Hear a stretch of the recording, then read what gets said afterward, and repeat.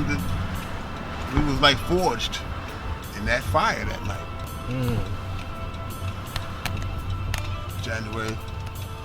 December 31st. We were forged. We were forged like steel that night. Going through that, and what almost happened, or what could have happened. Could have happened, God. What could have happened. Could have happened, didn't happen. As a result of it didn't happen, God, we made the best out of it. It was preparing us for what was to come, God. It was preparation. All of that. For what was to Panther come. 2 thing, just the way we came up, God, it was all preparation for what was to come. All of them principles about telling and things that you should not be doing, and all of those things, God, we was living righteous. Basically, it was just preparing us for the righteousness.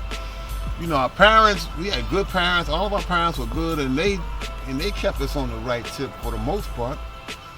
Now, as we got older, we had to stay on that righteousness. So now it's a question, like, what do you think what was it in you and your peers that wanted to make a statement having such a good background? I mean, was it, like the atmosphere of the time, or?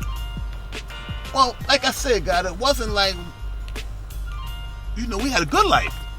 As far as a good life can go. However, that still did not justify the things that was going on around us that we needed to speak on and we needed to read up on, because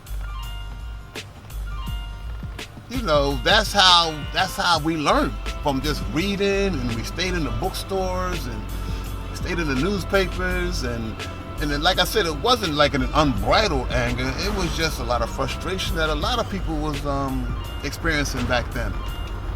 And that frustration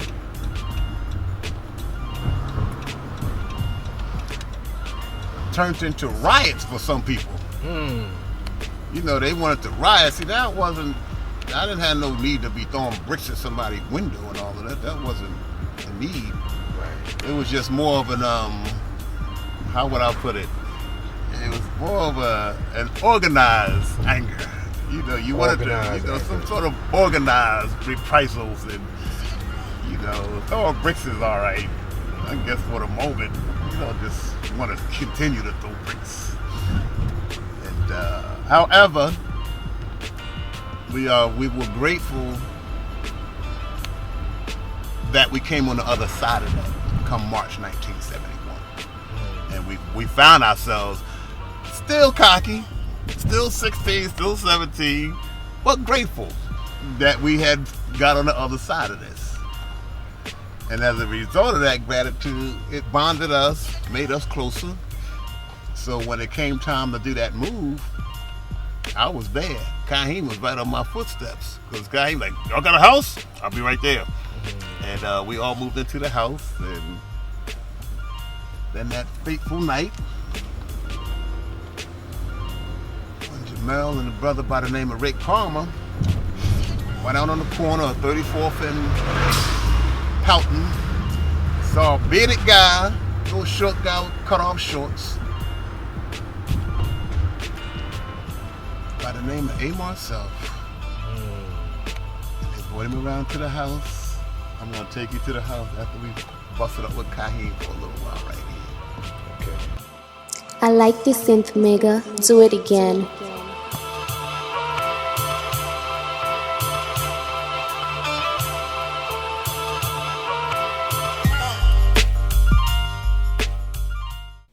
To see the entire complete film that these segmented clips come from, join 7 On Demand. Add on with me as we take our media to the next level.